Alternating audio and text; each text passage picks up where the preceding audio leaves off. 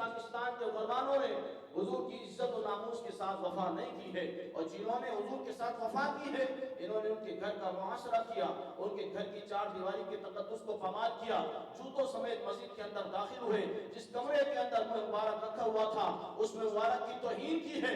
یہ کون سا ملک پاکستان ہے؟ بلکہ پاکستان اس وجہ سے بنایا گیا تھا کہ یہاں پر حضور کے غلاموں کے ساتھ ظلم زیادتیاں ہوگی، اور جو حضور کی عشق کی بات کرے گا اس کے گھر کے دروازے توڑے جائیں گے۔ حضرات محترم یہ کون سی حکومت ہے؟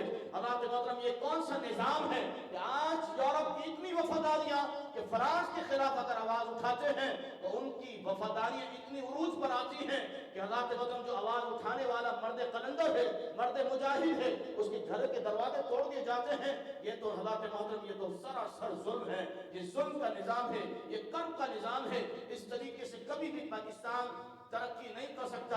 اور یاد رکھنا کتنے فرعون آئے اور کتنے یزید آئے، کتنے فرعون اور یزید غرق ہو گئے، لیکن آج بھی موسیٰ کا نام زندہ ہے، آج بھی حسین کا نام زندہ ہے۔ حضرات محترم کیونکہ رہے گا یوں ہی، ان کا چرچا رہے گا، بڑے خاک ہو جائیں جل جانے والے